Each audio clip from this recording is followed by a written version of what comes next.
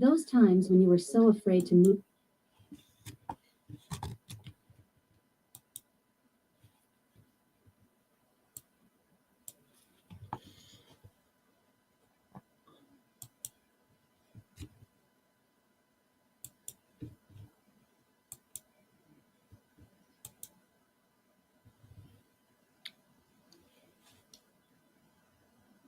We have all had moments of uncertainty in our lives. Those times when you were so afraid to move right or left that it left you paralyzed in your own dysfunction. Climbing yourself out of that pit seemed impossible at times, but you made it out. We call that radical resilience. Join the conversation with Dr. Angie Kearns and Deborah Henderson Scott as they walk through solutions of triumph.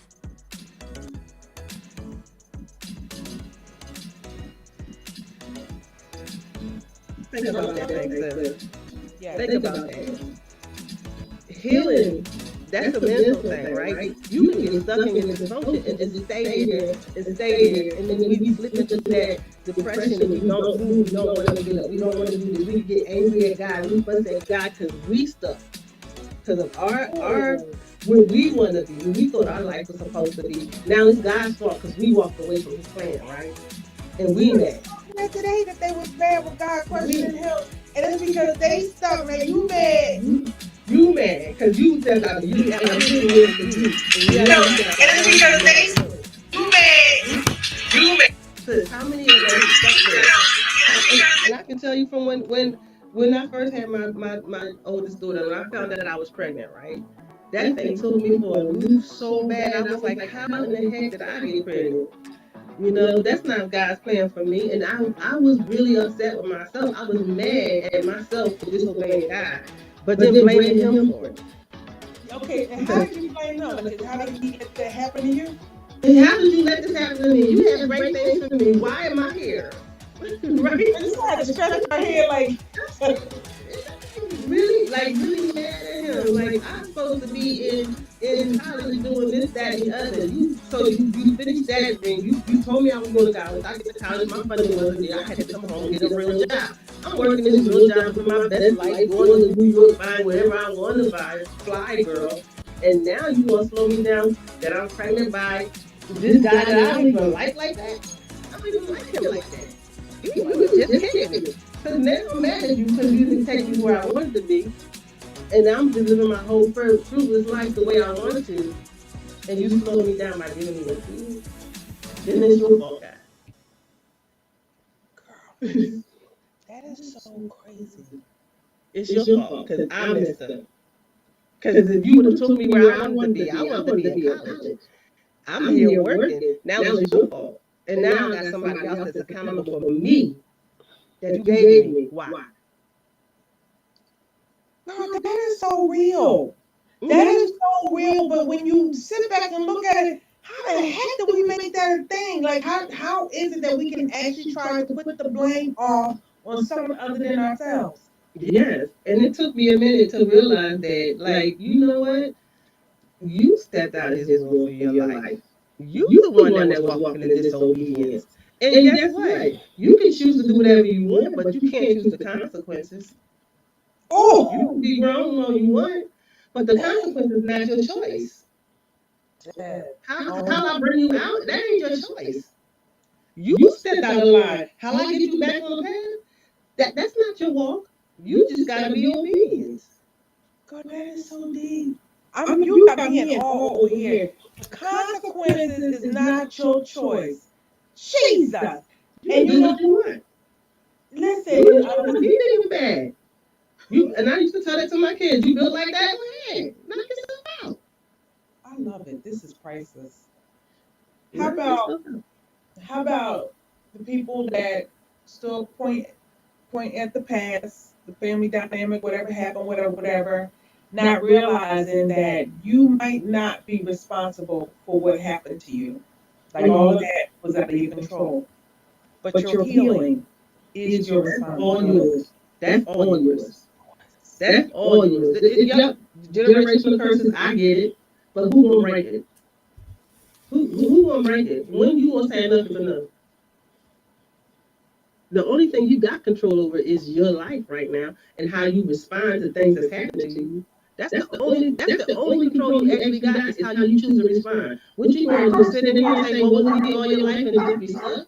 Or you gonna get up and fight? Are Yeah. you gonna bounce back? Are you gonna make your life what you want it to be? And wait, when you gotta get up and fight, who you fighting? Who you fighting? You. You. You fighting you. You Your versus own mind. you.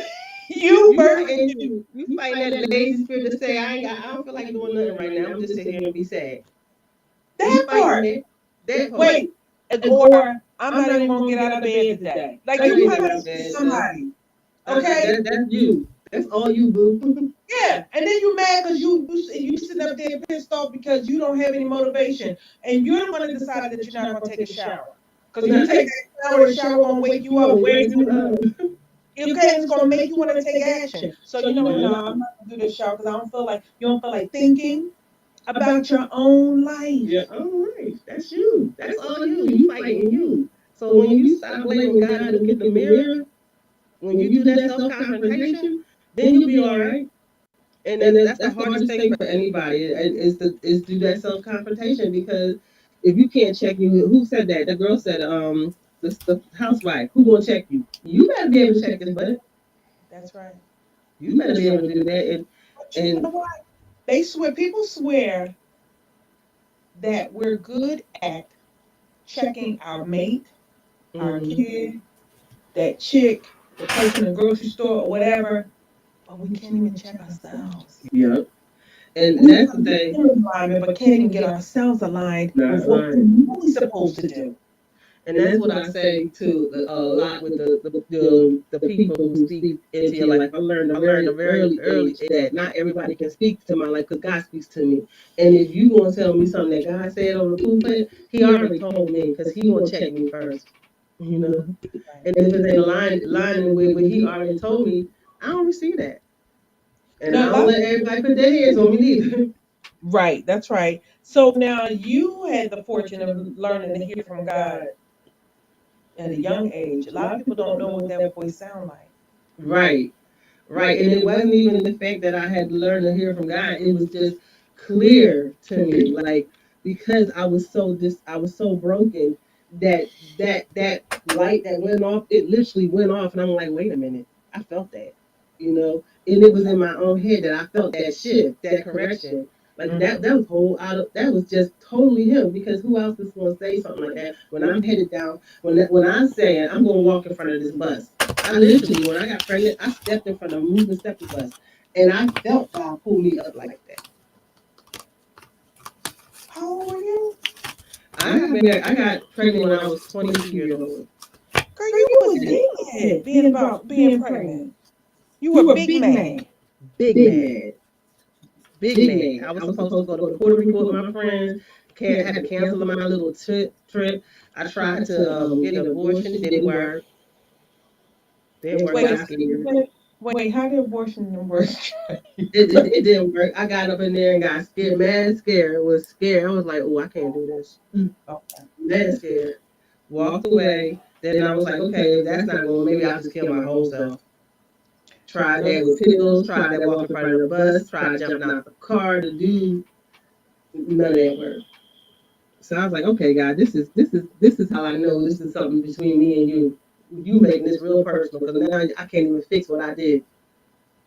You know what's so deep? The other thing that is like so clear to me is that when you finally got in alignment with, yes, I'm gonna have the baby, and you made the adjustment, your commitment to raise your baby, to stay present, to not give up, to give your best and all that. Now look how he justly rewards you. Where a lot of stuff that you had to stress when you were younger, finance and things like that, you don't have to Yeah. stress on that stuff anymore. No, You no. know you have to create wealth. You know what I mean? Like you And don't he have taught me only by trusting him because I had to realize that it's laid up for me already. And when I'm not getting what I need out of it, it's because I'm out of alignment. And that's when I have to check me because it's already laid up for me. You know what I mean? That's a promise. girl. That's a promise. When I'm walking out of alignment, that's when I start struggling. That's when my finances start driving up. That's when you got to check you because you out Yeah. of line. Yes. You out of line. Wow, this is so good. This is so good. But This, I mean, and it's everybody say because I had my mom and dad was they got saved. My mom and dad went from giving me Michael Jackson to they were radical when they got saved. So at that time when I started, I got saved with them, but I didn't think they were saved because they were so like my dad was the biggest drug dealer in Crestmont Northfield all day. So how you gonna be the biggest drug dealer up here and then gonna call yourself a preacher? I had no respect for him at all. Like I didn't believe he was saved at all. so So wait, he was a preacher and a drug dealer at the same time? no, he was a drug dealer first. He was a big ass drug dealer too. And then he all of a sudden one week get saved and go throw all of my secular stuff out. Like we couldn't listen to music no more. He threw away my Michael Jackson stuff. I did that. I wouldn't do that. I wouldn't do Yep. that. And that's what my dad did. And I was like, bro, you just got saved yesterday. How you gonna tell me that I'm not saved? You know? But and you Right. don't even know half the Bible yourself. Right. Right. But So I had no respect for him. as if knowing the Bible equated to being saved, Being though. saved, right? But in my younger mind, I was like, you don't even know, you all you know is John 3:16. You ain't saved, so I Okay. wouldn't listen to him. I was so rebellious at that, and I was mad because he went from being like so hood to so holy in a day. Good and holy. Oh my God. So, From good to holy. Girl, and everything I learned, I equate to just being and around my grandma, watching my grandma, do stuff. And I learned early and so whenever I would get myself out of line, the first person I called was grandma, and she would just nicely say, "Now you know you're wrong. Go back and tell your mom and dad you're sorry." but she never guilted you or made you feel shame. No, She just told you no, how to realize. just go back, and that's why they call me. All of them call me grandma because I'm so bossy, and I'm going to say what I feel. Like I've always been that child that's going to speak my mind. It may hurt your feelings, but I ain't doing it out of space. But you just not going to tell me anything. I'm supposed to listen. You Mm-hmm. know, I wanted to do one of those kids that I wanted to know why, and if it didn't make sense, it didn't make sense. I wasn't going to be disrespectful, but you had to make sense to me. Mm-hmm. That's right. No, I understand that. Yeah. I, girl, you have no idea how fired up you got me right about now. Ain't no telling what's about to happen next after we get off this call. Because no, seriously, you got me lit up over here. You really have me lit up. I really appreciate that. I can't But wait you to. already, I'm like, what does she mean? What she mean need help? She already got everything. She know how to sell her. We just got to tell you where to go and find it. Yep, But yep, that's yep. all. But Yeah. you got that gift already. You got that gift of storytelling, and that's all it is. Mm-hmm. No, it's true. My girl Erica said it last night at an event. She was the keynote speaker. The first thing she got up there and she said, you got to tell your story. And she said, here's my story. And she broke that thing down. And the last woman that spoke last night, that accepted an award actually, Hmm. her thank you speech was she went ahead, she told her story, and she was flat foot, 10 toes down, just as bold and clear and hilarious and confident in herself because once you finally got to self Lloyd, empowerment, shut up. Yes, that's once you it. get self empowerment, who gonna touch you, boo? Exactly. And I own my story. I ain't perfect. Look, I got lupus. I don't always know the right words to say because I got loopy brain sometimes. And I'll tell that before I even start. You may hear me say something wrong. That's because my mind is going faster than my mouth is. That's that loopy brain. I'm okay with that, but I know what I'm talking about. Okay. And I used to say, people used to always ask me, well, who gonna be there? I don't care who walking in the room before me, because when I get there, the atmosphere shifts. I I know don't care who that's there. right. I don't care who there. Girl, I know that's When right. I get there, the atmosphere shifts. I'm supposed to be there. That's And I used to say that used to be my theme song, the man on stop. When I walk into the room, yep, it do because my anointing goes before me. absolutely. Yep. Yep. Absolutely. Because absolutely. I do. I like even when I was younger, I never cared who gonna be there. Everybody was like, no, I ain't going. Who gonna be there? I'm gonna be there. That's a black person's thing. That's how they scream whether or not they want to go. They want to go. Barbecue, okay, who gonna be there?